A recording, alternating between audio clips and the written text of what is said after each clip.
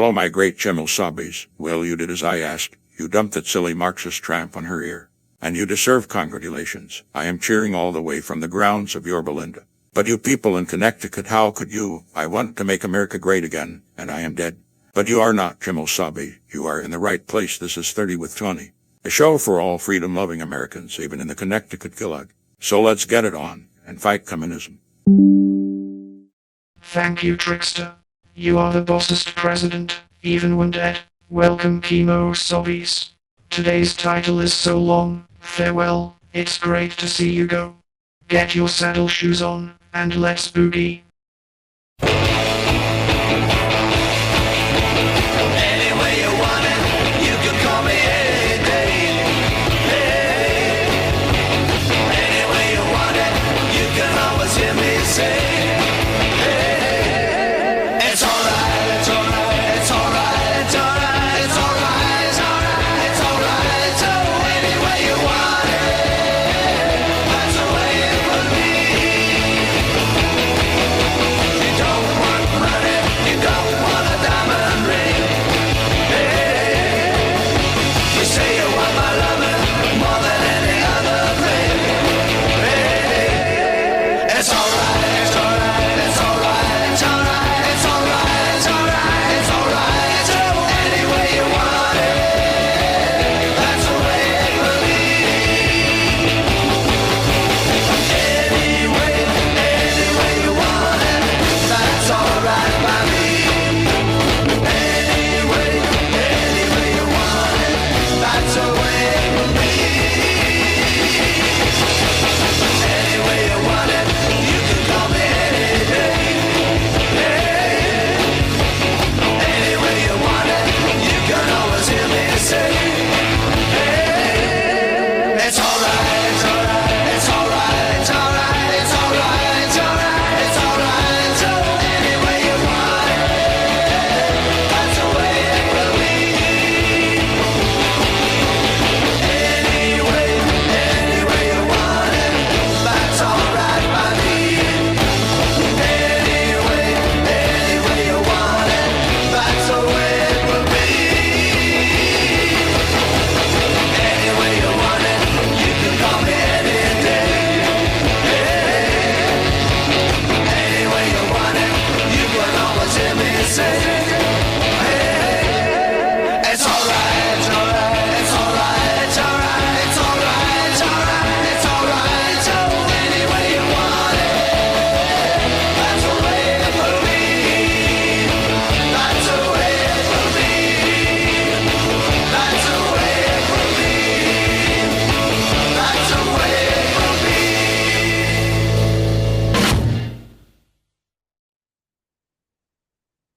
Well, hello, Kemosabe's. It's Tony D'Angelo. It is Thursday afternoon, November 7th, 2024, 3 p.m. Eastern, Ada Domini in the year of our Lord.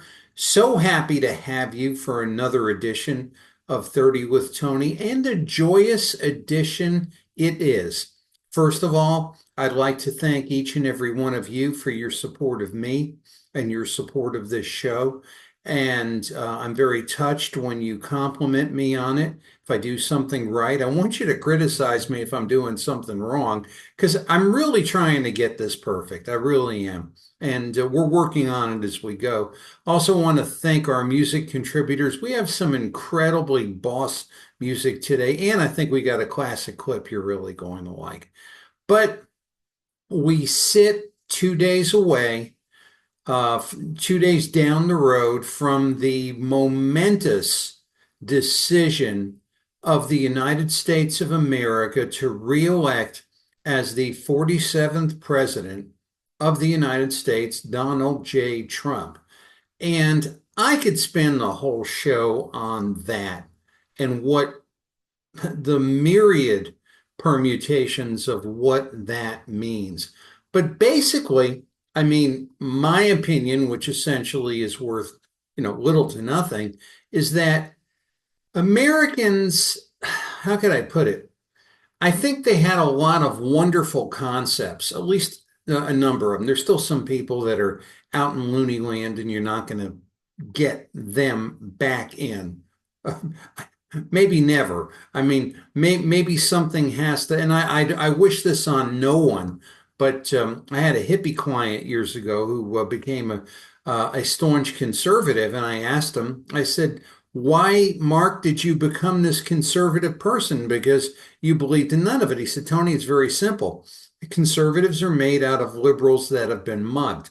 So that said, I hope these people never get mugged, but basically they're going to continue to live in their little bubble cloud thinking about everything that should be or should not be, and throwing the burden upon the rest of us. Not I have no problem with what they want to believe. Many of them have a problem with what I want to believe, and a number of them want to legislate what I believe or what I may say out of existence. Well, we come to an election where that ain't gonna happen, at least not yet. The First Amendment of freedom of speech survives. The Second Amendment of the right to bear arms survives. The Fourth Amendment of illegal search and seizure survives. These, to me, are the fundamental amendments, what separates America from other countries. And if we had not received the overwhelming, if you want to use the term, I'll use the term ratification, of the citizens of the United States of America saying, hey, I may not necessarily agree with any one thing or a number of things that Donald Trump may say or do, but I believe in the principles of America. That came a long way to say we're not going to have this elitist directed foolishness of where we can't have freedom of speech. Elon Musk has done a masterwork with Twitter. If we didn't have Twitter, we wouldn't have independent news. And if we don't have independent news, we'd have the legacy media. And we know the legacy media has been so discredited for lies and falsehoods and just putting out incredible infomercials of what somebody wants for you to believe. They can never be trusted again. And honestly, truthfully, it's high time they got starved out, basically. And local legacy media, local network affiliates, I mean, draw your own conclusions. I do not like to see job loss, but I do not like to see lies and misinformation and disinformation proliferate time and time and time and time again. And what makes me even angrier is I do not like to see politicians who really should be taking this thing to task and calling it for what it is, respectfully dealing with it. That to me is an affirmation of all things wrong. And if you don't believe me, and that's okay, look at what they've done. Look at what they've shown you. Look at what they wanted you to believe and draw your own conclusions as to if what there is giving you, other than the Girl Scouts having a car wash or something. I don't demean that. Kids should get out and do things. But other than something like that, of what they're telling you is right or wrong, basically. And if you're playing into that, if you say you are not a member of the Democrat Party, or you are not a member of the Liberal Party or the Marxist Party, and you're playing into that without any sort of a critical eye, unfortunately, you're enabling it, and it needs to be stopped, and it needs to be shut down. The only way you can shut something down like that is to starve it out economically. And you starve it out economically by paying no attention to it, basically, because I want information. I want truthful information. I need truthful information in my life, my health, my spiritual life, my marriage, and my business. I need truth. I don't need lies, and I don't need, quote unquote, some perception of something, COVID-19 being a wonderful example of that, which essentially is all wrong, 3 to the left and 2 behind, but it did profit a number of people. Good afternoon, King Governor Ned Lamont, the unaccountable. But what I am so pleased about, people are very fixated on the fact that Donald Trump will be president. I went through, shall I say, and that's good. but I went through what I believe will be the next 70 some odd days that we're going to see. It is my belief we will get to the Emerald City. I believe that.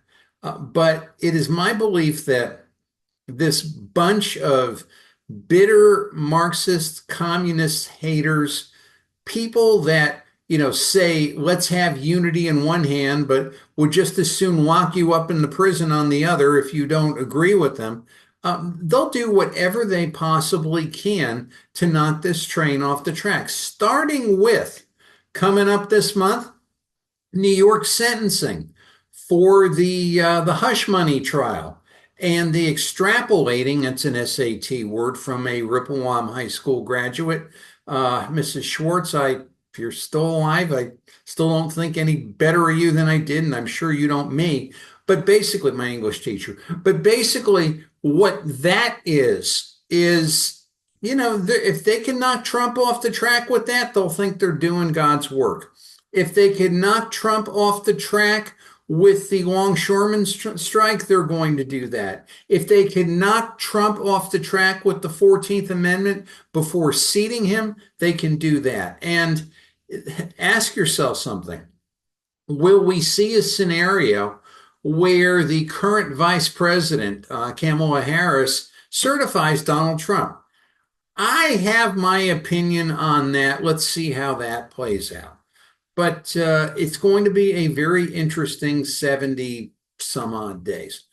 That all said, there is a great silver benefit. I'm not going to call it a silver lining. Maybe it is a silver lining. I've given you a cloud, but there's a great silver lining to what's happened here. There is an incredible benefit. On top of everything else, I want to look at a safe United States of America. I want to look at a business-friendly tax policy. I want to look at a fuel policy that's not idiotic or inane or ridiculous or weak, something like the Connecticut State Republican Party would put out. I want to look at schools where education is the key. I want to look at sports where girls are playing with girls and boys are playing with boys. I want to see safe neighborhoods.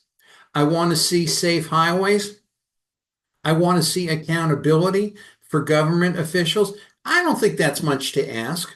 I really don't think that's much to ask. But almost 50% of the population would think otherwise. But there is a silver lining to this cloud that I've just given you. Let me show you what it is. Bear with me just a second. Let's have a little fun. About time, it was rough election season. About time we had a little fun. Think of all the people we will no longer have to deal with when this horrific mess, this horror show, this abomination of the Biden-Harris administration clears out of the White House. Here we go. Here's one. Pete Buttigieg, the Secretary of Transportation, the human logistical disaster, the man who couldn't deal with any one disaster he was handed, the man who made excuses for every single thing that he did, the man that believed that having e-cars and wind power would be the future for everybody, notwithstanding the fact that if you had a storm or if you had a natural event where you couldn't use wind power and there was no electric power, you couldn't run the damn car. But, tell that to Pete, Mr. Transportation, Mr. McKinsey, Mr. Military person. None of that was dawned on Pete. Also, Pete did wonderful work with the airlines. Kind of funny. When Donald Trump was in office the first time, I don't remember anywhere near these airline things and issues that we're seeing that we saw, that we see now with Pete, basically. And it's just the classic thing that I'll always remember with Pete, the way Pete runs his administration, the way Pete probably runs his life. His lifestyle, you can agree with it, you can disagree with it. For purposes of this discussion, it's his choice what he wants to do. But basically, there was one disaster, I think it was the train disaster, and a young lady had walked up to him and asked him a question, and he looked at her rudely and said, "I'm sorry, ma'am, I'm on my personal time right now." This was Pete. Serial incompetence to the nth degree. So happy, Pete, to see you go. Let us move along if we can. Here's another one I can't wait to see go. Jennifer Granholm, the Secretary of Energy. Jennifer Granholm, who touted Build Back Better but could not articulate how Build Back Better was going to help us other than build us back better into the ditch. Now, Jennifer Granholm, kind of funny with her. She was and is, gaga e-cars are the future, and wind power is the future, and we're going to have this wonderful clean air society with electric buses. Jennifer Granholm was loading up on Proterra bus stock before it went to the IPO and sold greatly. Then it dumped, then it became worthless. Then the buses came out. And then the buses are going on fire. And she was in congressional hearings going, blah, blah, blah, blah, blah, blah. Basically, someone arrogantly telling us what to do, knowing nothing, knowing as much about energy as I do about building the neutron bomb. But, she is, she checked the box. She is the Secretary of Energy. I am so happy to see her go, because basically it's very similar in outlook and impression and perception to Mayor Pete. Bye, Jennifer. Okay, here's another one I can't wait to see go. Dr. Rachel Levine, Admiral Rachel Levine, the Secretary, what is the exact term? The Surgeon General of the United States of America. As you can see, Rachel Levine did not start out in this life being a woman. Started out being a man. His real name was Richard Levine. And basically, this is a mentally ill man parading around in women's clothing. And he was and is currently our Surgeon General. Now, one thing I have to say to myself, it's, how can I put it? Rachel Levine can live whatever kind of lifestyle she likes, but it's hard pressed for me to look at Rachel Levine and say, you ain't there for any other reason other than because of what you are. And if we have a Surgeon General, we want a Surgeon General that will not use their lifestyle and their belief in who they are as a calling card. We want somebody who's going to be looking after those things which are most critical to us. And how can I put it? Mayor Pete and Rachel Levine, going back to Rachel, we'll get to him in a moment, but are of the same belief in who they are. Believe what you want. That's okay. But somehow we got the impression with the Biden-Harris administration that we were going to get a whole bunch of people that fit a whole lot of odd classifications, and that's why they were there. Karine Jean-Pierre, a woman of color, a woman over 40, a woman I believe who is gay, actually who I know is gay, and basically not somebody who's incredibly competent in the least, nor, she ain't no Kayleigh McEnany, basically. And leaving aside appearance, I'm talking competency. And, basically, nor is she a Pierre Salinger. But basically, she's there because she's there. Karine Jean-Pierre's way of handling a tough question is closing up the binder and walking out of the room grumbling. That's basically it. But they fill boxes. The Biden-Harris administration, the whole thing was, to fill a box. It's not what you can do. It's not your competency. It's not your, shall we say, belief in what you do, or your or your desire to profit off of the public treasury. Now, Connecticut, stupid rear end Connecticut, buys the Proterra buses that Jennifer Granholm was investing in. After Proterra went bankrupt, they're buying the buses. King Governor Ned Lamont, the unaccountable, and our Secretary of Transportation, Garrett Eucalito, are parading around saying, isn't this wonderful? Listen, numbskulls, these are the buses that went on fire. These are the buses that they're not using in Philadelphia because they don't want their people to get incinerated. And you guys are over there talking about how great it is. And nobody in our stupid local branch off legacy media would dare ask you that question. This is the kind of thing you got. So happy to see you go. And if there's any possibility whatsoever, or whatever the possibilities are, to defund this madness, defund this garbage, defund these mind games, stop this thing in its tracks, I am so grateful. And also, she goes, right? Jennifer Granholm goes. Guess what? The e-car mandate is going to follow her. The whole thing about what you can produce and what kind of cars you have, well, that's going to be going bye-bye. And thank God for that, because when a stupid little state like Connecticut and its DEEP and Katie Dykes sit there and say, you must have an e-car, you must have an e-car. Well, Katie, you kind of get into a little problem if you're telling me that I must buy a car where on a federal highway, which is not in your jurisdiction, you're restricting me from using that highway because of your silly little rear end belief of I must have an e-car. I can't wait to see these people go. And, hey, this is one of the victories we are going to see. Now, also, he's actually retired. This is General Mark Milley, but he's still kicking around. He was the chairman of the Joint Chiefs of Staff.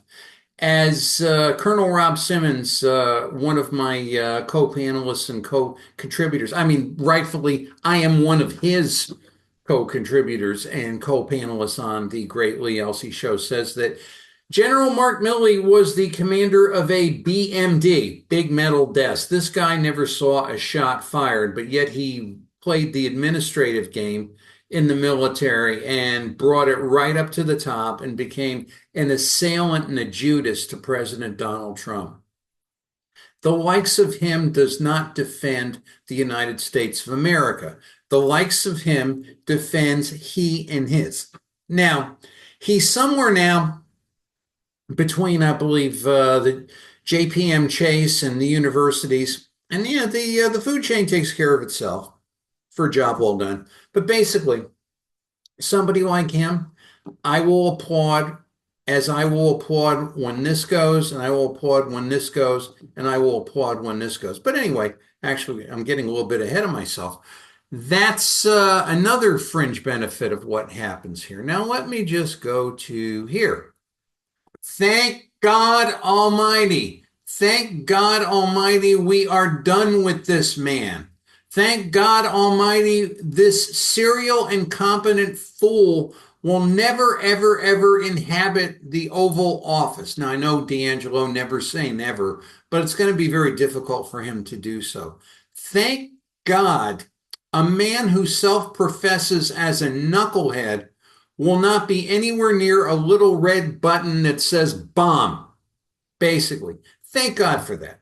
To those of you who just crawled out under a rock or want to forget who he is, this is Governor Tim Walz of Minnesota. He ran as the candidate for Vice President of the United States under Kamala Harris. Now, this is someone who basically, you all know the stories. When Minneapolis was burning to the ground, he thought it was the greatest thing in the world. And his wife, Gwen Walz, opened up the windows to breathe in the smell of burning rubber. Thank God this guy is not getting near anything. And he can try to fake us out, that he is a football coach and he's a good American guy. Like, Kathy, my wife, says he'd make a great neighbor because he probably would be the dumbest guy on the planet. You'd never know he was there. That's all fine. Hey, great. I like great neighbors. But basically, this guy here, invite him to preside over an international conference of critical importance. I don't want to invite this man to a picnic because I don't know if he can handle it. Thank God we got away from him. Now, actually, he tries to look like he's governing from time to time. He tries to look like he's in command. He basically is a media creation. He basically is someone who people look at and say, well, he's progressive. He's thinking about what's right now. Finally, I think with this election, that the real far to the left progressive policies were looked at, and like, hey, this is going to burn the world down, but he was the champion of it. But when I look at Tim Walz, for some reason, he reminds me very much, and I know why. Here is a great movie actor. At least if you're me, he's a great movie actor. Tor Johnson.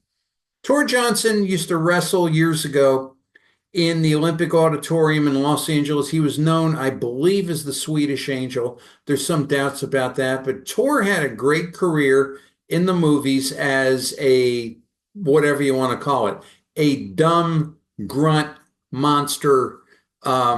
To kids in my generation, Tor was legendary. The Tor Johnson mask was the mask to wear on Halloween. Now, if I look at him,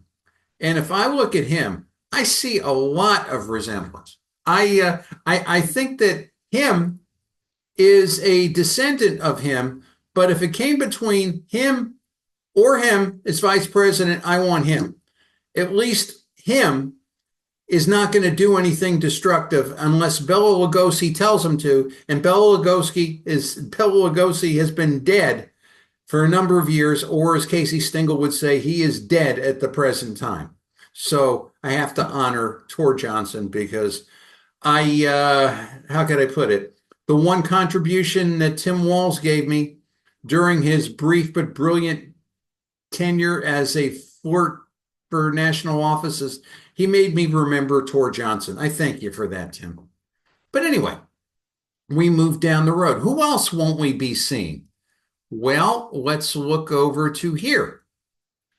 Barry. Are we done with you, Barry? Is it over for you, Barry? Did you burn out, Barry?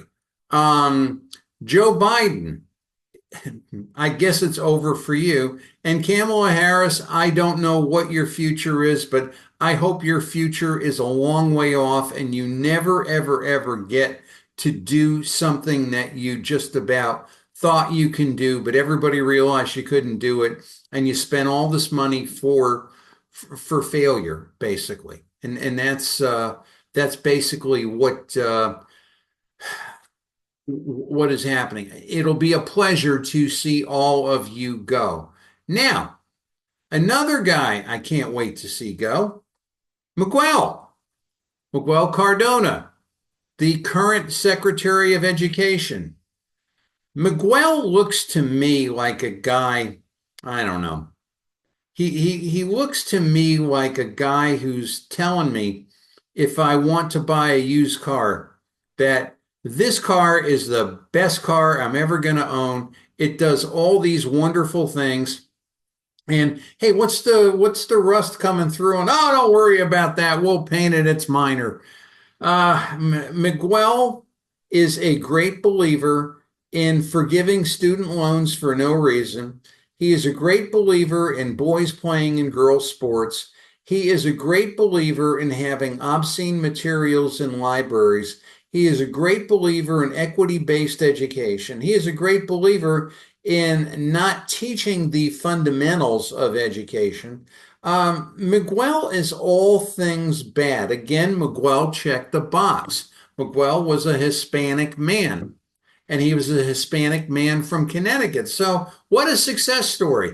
And Miguel has gone, actually, Miguel is a classic Supreme Court failure because He and this guy over here, not this guy here. This guy over here would be too intelligent, but this guy over here went to the Supreme Court and tried to get student loans forgiven under the 9/11 Victims Compensation Fund, and the Supreme Court just about laughed him out. Miguel, being Miguel, sees a great inequity. He goes to a press conference and he talks about all these people that got PPP loans, and their loans were forgiven, but students were not. Well, a little bit of a different ball game, Miguel. You and yours shut those people out of business. You pretty much told them, you got to stay home because of this virus that we effectively mismanaged. And so we're going to throw you money. And instead of like sitting and reasoning and looking to see, well, what can we do and what will happen after it? The worst thought patterns ever in the history of mankind. The worst leadership by the states ever in the history of mankind. The most corrupt nonsense ever in the history of humankind. And we're going to talk about that next week on the Lee Elsey Show. It's going to come home to roost starting in 2025. People need to be accountable for what they've done. We're starting to see some things now that really are the truth and are incredibly, incredibly encouraging. But, Miguel sits there with a puss on and says, well, look at all this. They got this and we didn't get that. And, I'm about people that don't have anything. Well, Miguel, it is so good to see you go. It is so good to see someone who really has done nothing to further the cause of education other than to make the teachers union and teachers more rich. See, that's just it. You look at Miguel. Miguel likes when teachers get paid. He likes when universities collect tuition because those are his buddies. Those are his pals. That's what Miguel's about. Miguel's not about it. He's not about educating your kid, basically. So good to see you go, Miguel. Guy on the right we haven't gotten rid of yet. And to those of you who don't know him, if you're watching this from out of state or somewhere else in the world, that is the governor of Connecticut, clogs and all, King Governor Ned Lamont the Unaccountable. And basically, this is a man who has preached teamwork and civility and bipartisanship, and basically has done everything he can to wreck the humble working person in the state of Connecticut. He closed the humble working person's business. He wrecked the cities.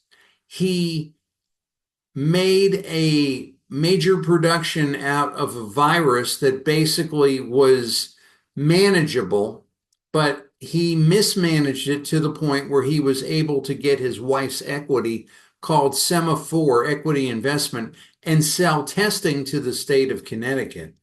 He also managed to get himself into something known as Digital Currency Group, which was another one of his wife's equities, and deal on that, basically, and create a sweetheart situation in Stanford. Both Semaphore and Digital Currency Group collapsed for different reasons. Basically, Semaphore collapsed because it was a major pump and dump scam, frankly, and now in litigation and now trying to reorganize. And Digital Currency Group collapsed because of the whole crypto winter and FTX and this is funny money and that sort of thing. But Ned's there on the tackle. And what Ned wanted to do with the Digital Currency Group is he wanted downtown Stanford to be a crypto village. I got the papers on this, basically. I haven't really gone through because we haven't had opportunity, but this guy was going to feather his bed forever and ever and ever. If he's not doing it now, okay, if he's not doing it now, he was going to further his bed forever and ever and ever, feather his bed, basically. But Ned, here's Ned, what me worry. He is going to go. The lady over here is Jody Rolfe. I did not mention her previously. Previous governor of the state of Connecticut. Ned's in this particular setting was preaching bipartisanship and civility, but Ned's there for Ned. Basically, Ned's not there for you. Ned is, Ned was engineering dirty pool. He runs business. He ran the COVID-19 business through two nonprofit organizations, totally exempt from freedom of information, Advanced CT and 4CT. He put the McKinsey Corporation, where Governor Andrew Cuomo is in hot water before Congress has now been sent for a criminal referral. But he put Andrew had enough integrity to say he used McKinsey. Look up the past of McKinsey people. That's all I can tell you. I can do an entire show on that. But basically, Ned wanted to make you think he was doing it all himself. I mean, another guy, basically, if you were going to invite him to a serious discussion on issues, I'd be concerned about inviting him to a picnic. But basically, that's Ned. And the state legacy media has done nothing but buddy and cover up for Ned and tell us that Ned has a huge approval rating and Ned is a great governor and Ned is engineering the Connecticut comeback. Comeback from what? Look at any Connecticut city. Look at the wreckage. Look at the nonsense. Look at the lack of public safety. If we're coming back from something, we're coming back from anything decent. And that's basically, who Ned is. We haven't gotten rid of him yet.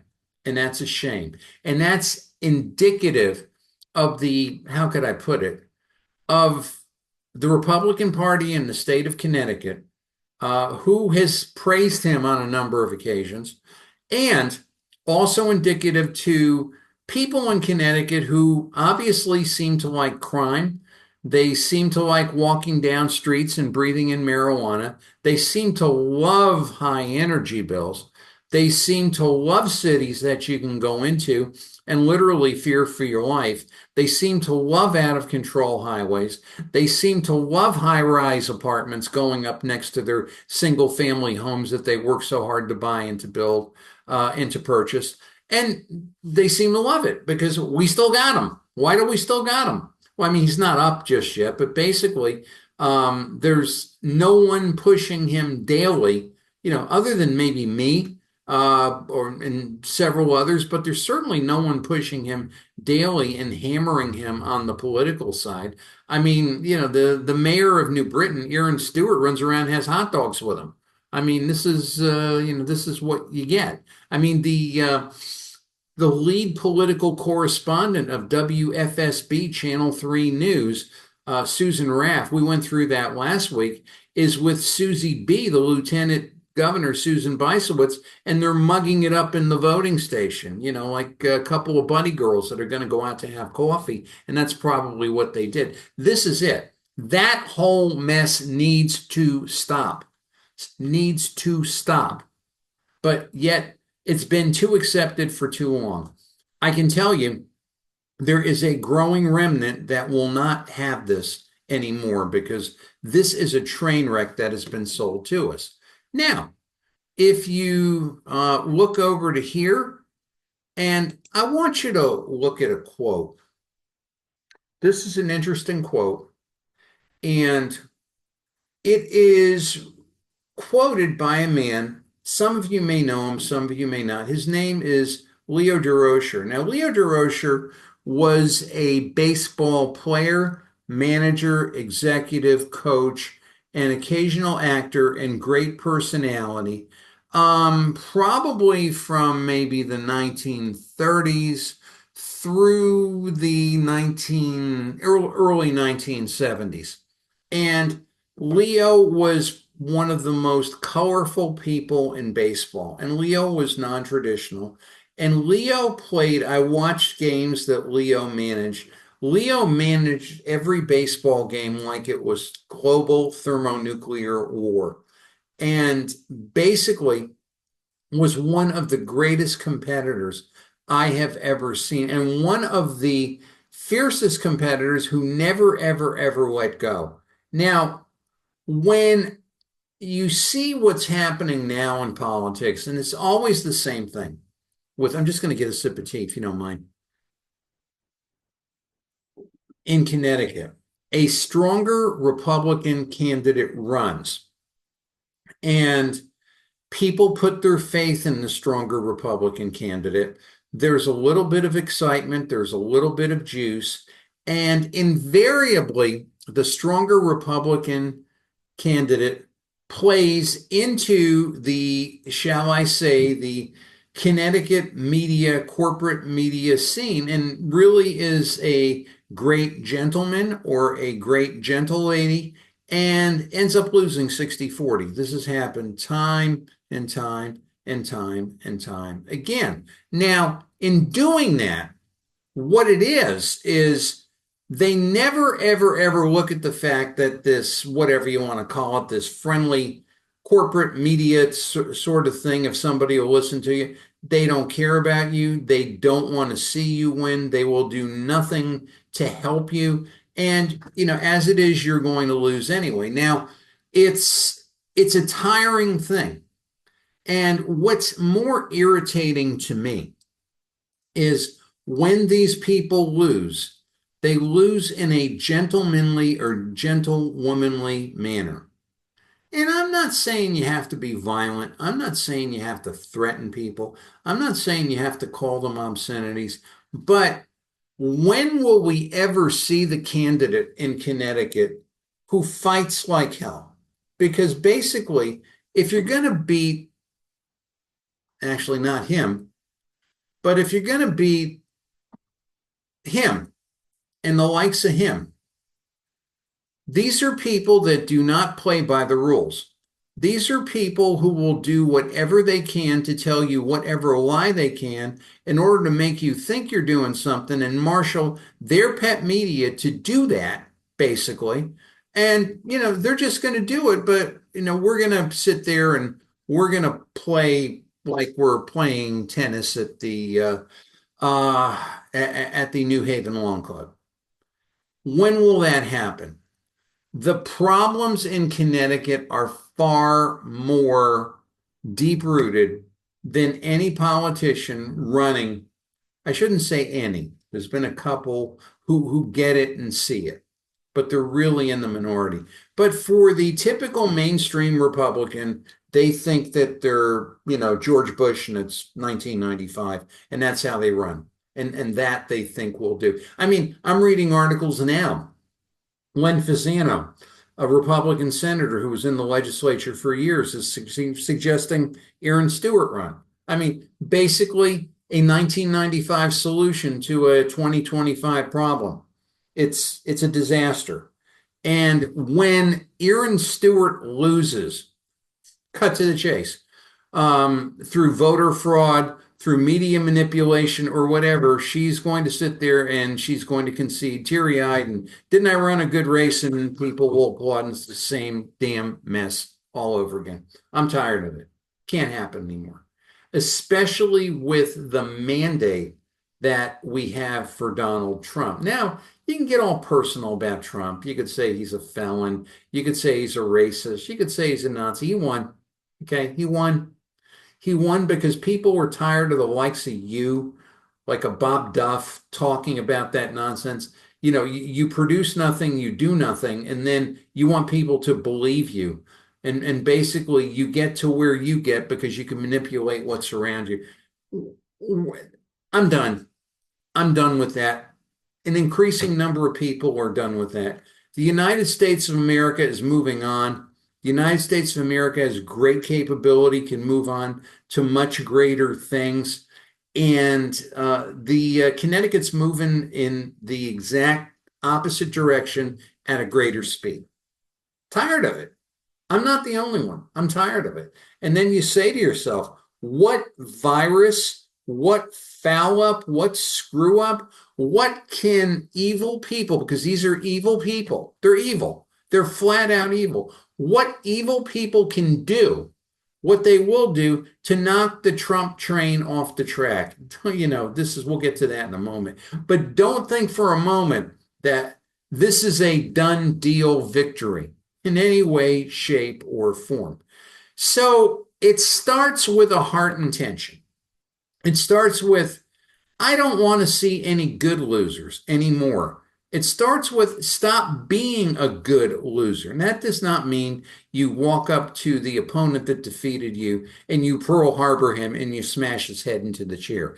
I'm not saying that, but just this whole thing of we have the government we do because we've had politicians that just don't fight, that don't fight the media, that don't fight what's actually happening. I got into it last Sunday with Matt Corey.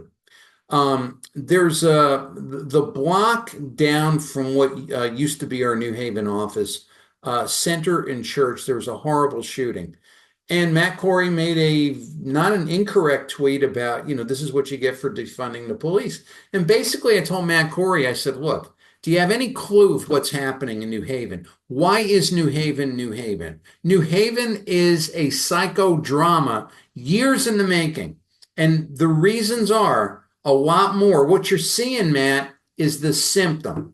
You're seeing the symptom. Look at the causes, the government, the communistic desire, the fact that Yale, as the 500-pound gorilla, does whatever in the hell it wants, runs whatever socialist experiment it wants, and both political parties sit there and applaud because this is good for Connecticut. And meanwhile, they're wrecking a city. There are good, decent people in that city, many of them of color. And, we'll get to that in a moment. But basically, the reason why you have kids of color shooting at each other is because you have a guy named Chris Murphy who basically destroyed their ancestors. We'll get to that in a moment. You're going to see that very clearly. Very, very, very clearly. Because I wouldn't give you anything and not tell you the facts of it. But anyway, so I'm angry. I'm angry about losing. I'm angry that my state is going south and the rest of the world seems to be at a party and I'm not there. I'm angry that there's opportunities for our young people, but our stupid politicians will stand in the way and they will throw false issues and feed them on their media to convince you that this is a bad thing. So show me a good loser, anybody that lost a Republican race, and I'll show you an idiot. I agree with you, Leo DeRocher. But basically, let's get over to here. Okay? Here is the statement of Matt Corey.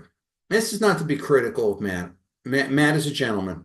And he writes a very nice statement to Chris Murphy, the sitting senator from the state of Connecticut.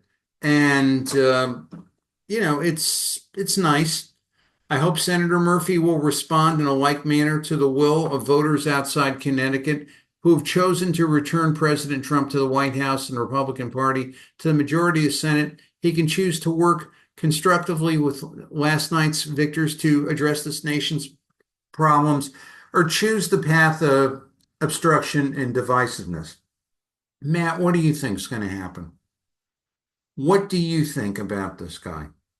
What do you think about what he did? And if you thought that, why didn't you do more of that during the campaign? Again, you've only got one shot at the wheel. If you want to do this again, you've got to wait 6 more years. Meanwhile, we've got to suffer this idiot. Meanwhile, we've got to suffer this destructive jerk, this guy understanding nothing about nothing. And I made the statement, I wanted Chris Murphy out of the box more than Matt Corey did, maybe twice as much. Because this guy here is an impediment, not Matt Corey, but Chris Murphy is an impediment to society. Simple as that and just as difficult. Now, if we're ever going to change things in a place like Connecticut, we're going to have to fight. We're going to have to call these things for who they are. And finally, we're going to have to see the legacy media and the Democrat Party as one unit. They're not separate. One is the arm of the other. One is the public relations arm of the other. You are a freaking idiot if you don't believe that. What was that $72 million marketing, media, and public relations contract for? Airplanes? Slingshots? No. They want to manufacture information. Oh, yeah. Hi, Josh Cabal. Whatever happened to you? What rock are you hiding under? But anyway, the then chief of staff. But as we go forward, hey, listen, this is tough stuff, but you need to hear it. Me, myself, and I, what I believe someone like a Matt Corey or a Bob Stefanowski must do, what kind of a mindset, What kind of an approach? Deal with Chris Murphy for who he is. He is a jerk. He is someone that could not hold private sector employment. If it were not for government, I don't know if he could hold a job at Dairy Queen, let alone do the fries at McDonald's, basically. But, we show him respect. Why? Why? I'm not, violence is wrong, I know. Physical violence is not to be excused whatsoever. But to call this man for who he really is and to tell Connecticut voters every single day, like, put it this way. You want a postmortem?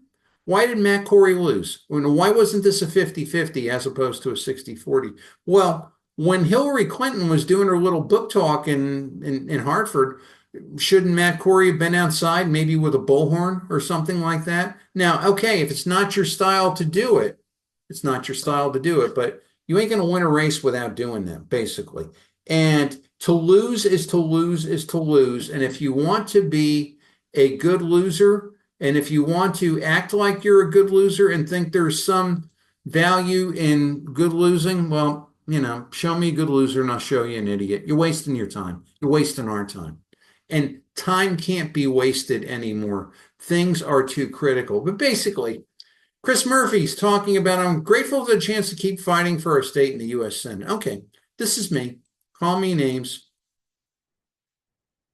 Yesterday morning, I said to Chris, you do not fight for the small business person because you've rejected the 2017 20% small business tax deduction under Section 199A of the IRC. Did Matt Corey ever bring that up? Matt Corey follows me on Twitter. I brought it up a number of times. You probably don't even know what the heck that even means. Here's this idiot, Chris Murphy, running around saying, oh, the Trump tax cut is for the rich. Listen, the biggest problem with our tax law, working with it for over 4 decades, is the idiots writing it have no idea what it does, basically. It's insane. Chris Murphy does not fight for the safety of cities, women, and families. Connecticut's a safe place. Now, Chris Murphy fought for gun control right after Sandy Hook, but look at it this way.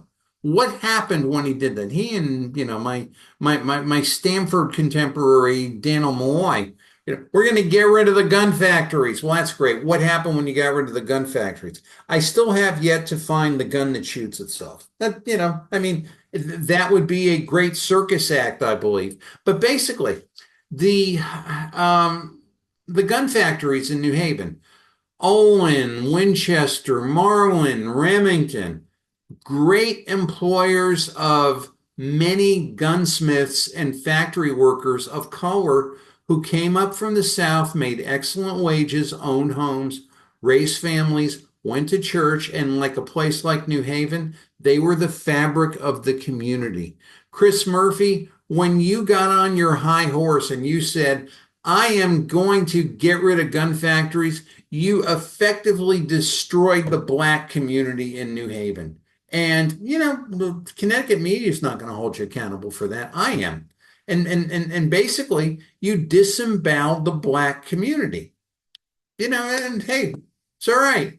Sounds good. Gun control, right? We're going to control guns. We're not, guns don't shoot people because they're guns. People shoot guns to kill other people. So when you run this thing down the bloodline a little bit, what we're seeing now in New Haven, a lesson lost on both of these senatorial candidates, is you're seeing the third generation of this disenfranchised Black population who really doesn't see any economic way for them. And they're, hey, a bunch of stuff. We're gonna run the streets. We're gonna shoot each other. This is what's so aggravating about the political system, and the fact that when people, want to have, the gentlemanly ending of races, we're left with the same messes, and these are the messes we're left with. Somebody asked me today, why don't you join the Republican Party? The fact of the matter is, I don't join the Republican Party the same way that I wouldn't join the Catholic Church. I believe in God. I believe in Republican principles, but in both of those organizations, I see neither of them taken to the extent they need to be in order to do what they need to do in order to really fix things. They're more concerned with the preservation of the organization as opposed to going out and actually doing something well in the world. My opinion, why I don't do it, you can disagree. We could discuss it at some point. I'm always open-minded to that, to any good discussion like that. But basically, what Chris Murphy did is he killed New Haven. He killed it in the process. He had a lot of enablers: King Governor Ned Lamont the Unaccountable, Rosa the Purple-Haired Deloro, Robin Porter, you name it, Gary Winfield, a number of them, and basically, and those are the foot soldiers. But this is the guy basically who's at the top of the heap. Now, this guy is a functional incompetent, can't be employed anywhere. But for government, I hear a lot of things about him. He's involved in dirty stuff and things he very well may be. I haven't investigated it for myself, so I'm not going to go saying something that I'm not sure of, but all the worse on him. I don't need that to tell you how bad he is, basically. And that's, this is what you got. So here we go. We're going to wait around for another senator race. If Dick Blumenthal is still around, it'll be another, and if things don't change, it'll be another clown campaign with a weak candidate and maybe another 60-40, which is called somehow in 5 minutes after 8 o'clock. I'm tired of it. I'm tired of it. Country's going north. We're going south. So basically, if you look at this, I want to see a concession statement that is, Chris, these are the things you are doing in Connecticut. You're doing repeatedly. You're acting like a jerk. You need to stop it. You're wrecking this state. Okay. What does it matter now? Matters an awful lot to the next guy running and the guy after him and the girl after him. That's the whole thing. It's about the future. It's, not about, shall we say, shaking hands and parting friends. I'm not advocating violence. I'm never going to do that, but I am going to advocate my distaste for failure. And failure being not winning elections. And we don't win elections because we continually in Connecticut fight the wrong fight. We've been doing it for 10,000 years. And the people who fight these fights don't fight. They continue to do the wrong thing. And this is where we end up. So basically, I want to review, if we can. Let's just go back here a little bit. People we're not going to see anymore: Pete Buttigieg, Jennifer Granholm, Admiral Rachel Levine, Mark Milley, Tim Walz Sirius, Tor Johnson. You're going to see a lot of Tor Johnson because I love Tor. You're going to see more of Tor Johnson than you do all these other characters. Miguel, bye Miguel. Don't let the door hit you on the way out. Still haven't gotten rid of you. You're going to have an interesting 25, King Governor Ned Lamont the Unaccountable. I see that happening. And, show me a good loser and I'll show you an idiot. We end up in the same place. So I just want to stop the share here for a moment if I can. So much right now is being, shall we say, sorted out, decided, things happen back and forth. We're in a very precarious position right now in the United States of America because we have no leadership. We have no functional leadership. We have a pudding brain, walking around in the White House. We watched a presidential race with an empty pantsuit type candidate. We have a president coming who can do the job, who's actually a great leader, but he has to do better than he did the first time around. He's got to rely on his good people. We talked about that on the Lee Elsey show. And he's got to know when to speak, when to move forward, when to sit back, and when to get out of the way. And he needs to show strength to the United States of America. And we've got a gap right now. Look at it this way. If you're looking to get over the border, you're coming now. And there's going to be a lot of people right now that have that thought because, this is, quote unquote, shall we say open season. The people in power will not respect what is going to be changing. They're going to do everything they can to thwart it.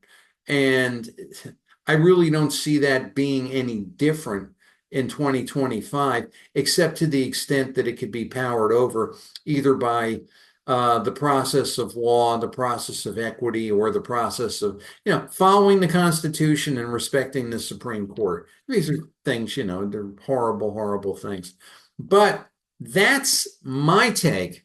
Actually, I'm not going to go right to that right now, but that's my take as far as where things are. And, it's an interesting time that we live in. We all have to pray. We all have to. Several other things I have to show you. So bear with me for just a second. If we can go here, and I'm going to go here. This is an interesting tweet one of my friends had sent me yesterday from General Michael Flynn.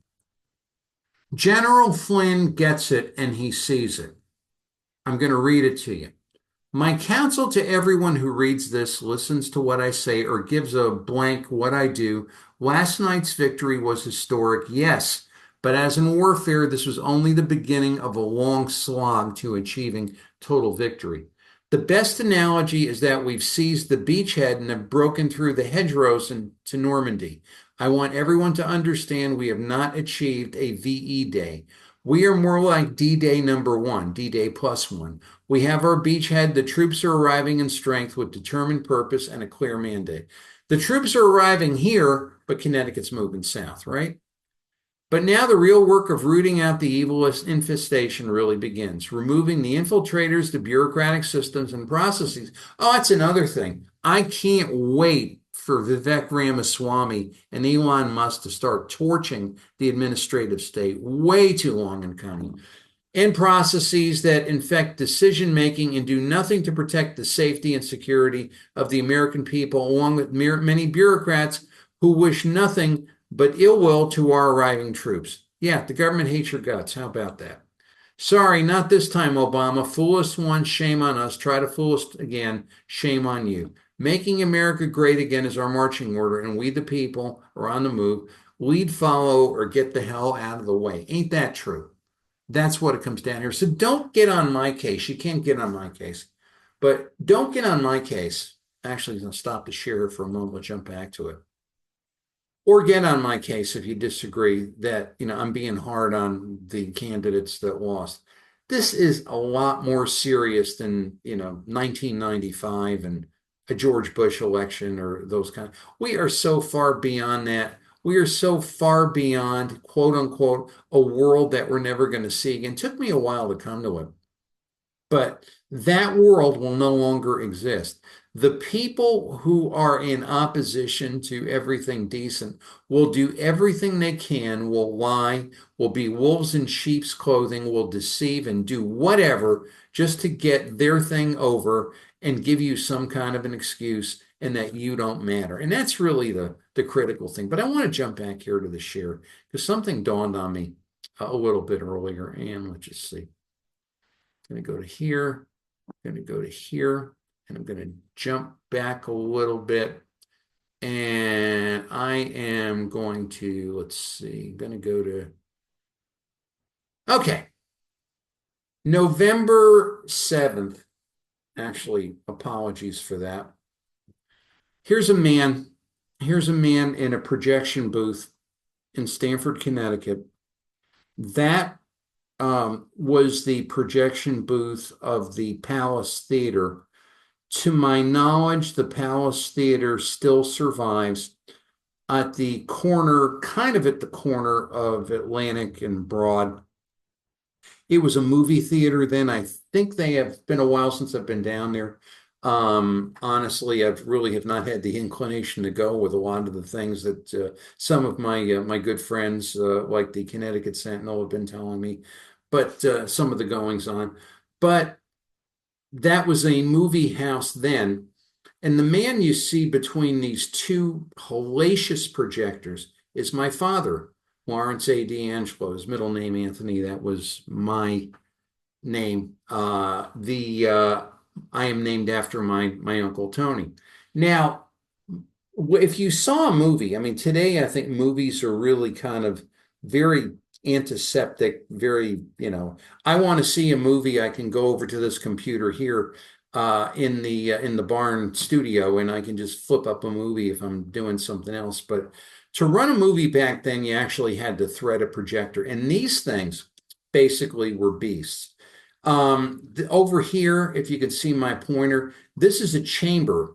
And in this chamber, there were elements that were kind of like fire starters. If you've ever had a fireplace, you kind of get like a little fat wood and you light it and you throw it in, you hope it catches, so you won't freeze to death. And that would cause these things to become incredibly hot and incredibly bright. And the brightness would show up through the lens here. This is the porthole. Actually, I think this is the porthole where the movie would project out into the theater. Now, you'll see there's two projectors, and the reason for that is movie reels back then were 30 minutes in length. And now I understand when a movie comes in, it's a very, like on a DVD or something. But back then, movie reels, like a 2-hour movie, was known as an 8-reeler. They were 30 minutes. Actually, you got 8 reels, each of 30 minutes. And there was an art here between these two projectors. When the film, there's the film, if you will, the canister, when this began to run low, there'd be something on the screen called the changeover mark. If you're watching an old movie, you might see a few of these little white marks.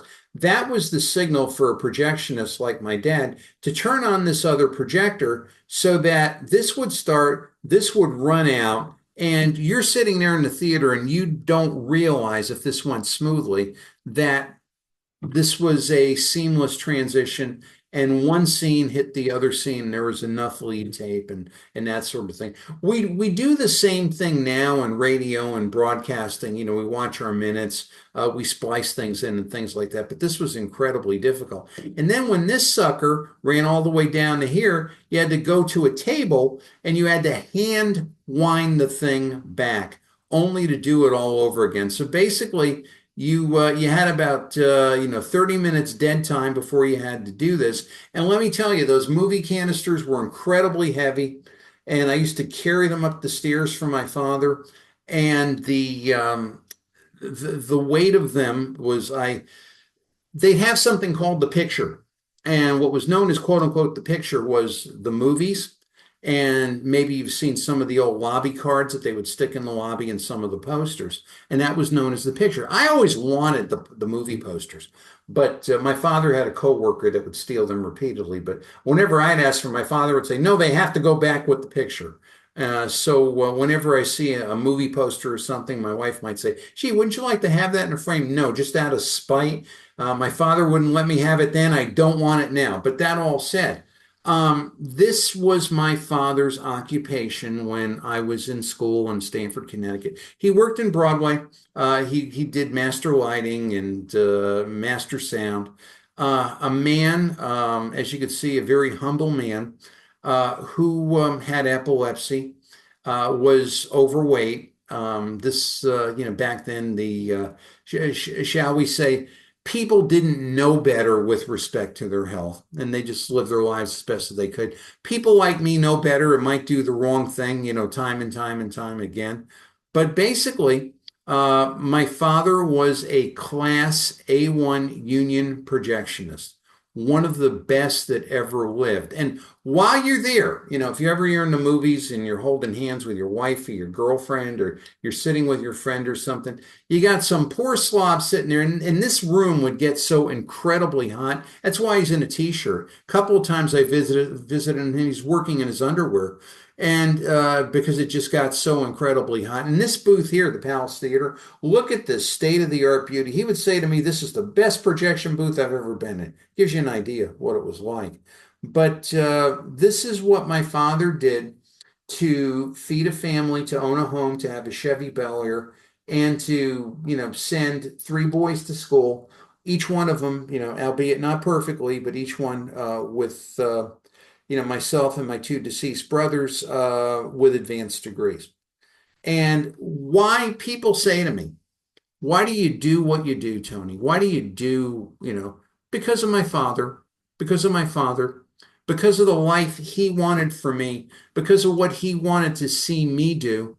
And since I don't have children, if I can tell somebody something where their lives could be better, where their lives, if they could be free from oppression and get knowledge and set themselves free and economically free, listen, that's what I want to do. I want to go to heaven. I want to hear from my Savior, the Lord Jesus Christ. Well done, thou good and faithful servant. If I do well, it's because of what this man did and what this man did. Now, we didn't always get along. I was not a perfect kid, but when the pedal hit the metal, we got along just fine. Well, anyway, November 7th is a very significant day for me because 46 years ago, that was the day my father passed on. And I'm reminded of that today because we've been through a whole lot of things about the election and the future and what does life mean and why are we doing it? And we're doing this for our children and we're voting it for our grandchildren. That man did for me so I can do for something else. And every November 7th, I remember him. I am blessed today to have this show and to remember this man for what he did. Yeah, was it a better world back then? Well, it certainly was a different world, and maybe not in every single respect, but it was better in a lot of respects. Now, if you want to get an idea of the first significant Casa D'Angelo, this is kind of a dress-up picture. This is my dad. This is my mom. I think you can kind of see the resemblance. My mom had beautiful skin, and here's my dad in the suit. I don't know where we were headed out there, but you can't really make it out. But this is the driveway from hell, total and complete living hell. There's a rock here that ran under the house, and basically my mother, who survived the 55 flood, said, my birth flood, said, I'm never, ever, ever going to own a house again until she saw one with a rock in the basement and said, that's the house for me. But basically, that's my mom, my dad, and, my Beetle. And, it was a simpler time. If it snowed, I'd have to go get the sand out of that barrel and throw it onto the road so my father could back the car out, and it was, every once in a while I get lost in that picture thinking either I'd like to be there or I'm happy I'm not there, or I'm thankful things have proceeded from that. I am grateful today. I honor my father. And if you have a father that's alive, do me a favor. Pray for him and go visit him and learn as much as you can from him. I was cheated. My father passed on at a very early age, and I've been spending my whole life trying to make him proud and make amends for that. So anyway, I'm going to stop the share. That's the show, November 7th, 2024, out of Domini in the year of our Lord. Got a lot of work to do, like General Flynn said. We got rid of a whole bunch of dopey characters, and I'm thrilled about that. And the next candidate running a race, take a lesson from the guy that was shot in the head. Fight, fight, fight. And like General Flynn said, fight like hell. Any reference to the past right now is over.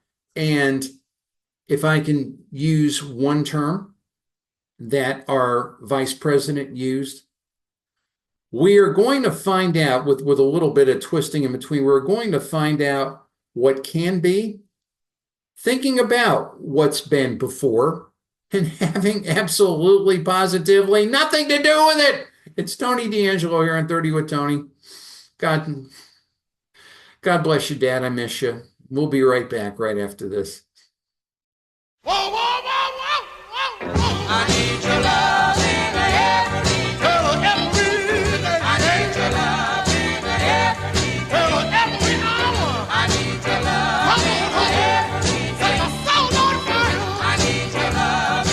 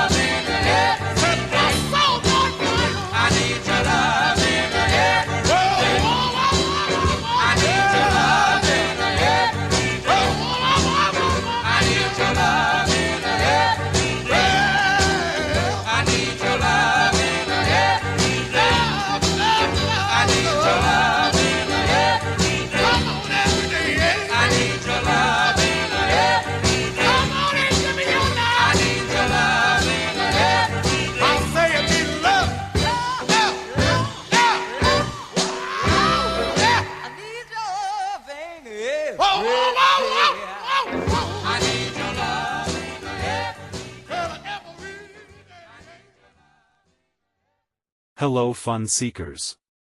Since we like to mix fun with business, please enjoy another video classic clip, courtesy of the producers of 30 with Tony.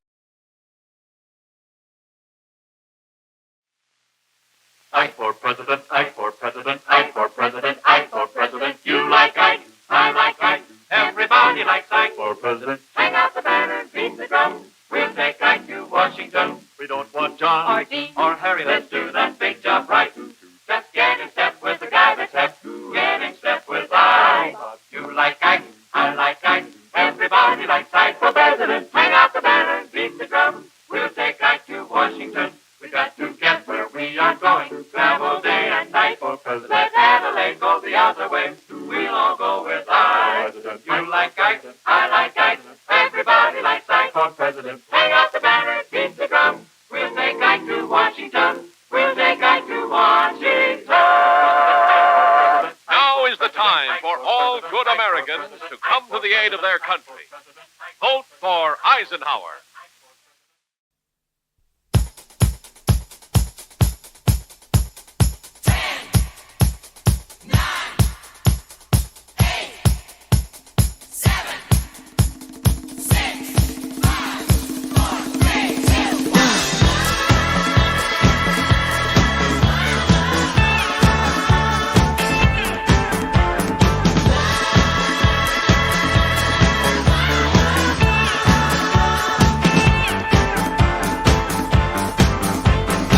You set my lips on fire. You won the key to my heart. You got a special way to move me. Can't stop now. Let's do it again. You keep me dancing through the moonlight. I feel the pleasure in your touch. And everything you always had, but oh, I can't get enough. No, I can't get enough. Got to have it. Whoa. Got to have your love again.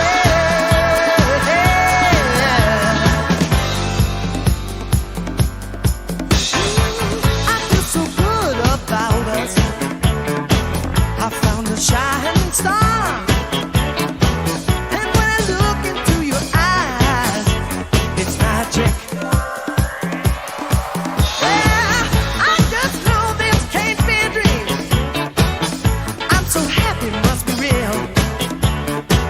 In every way, it's getting stronger. Now you know it. Let me show it. Oh, got to have it now.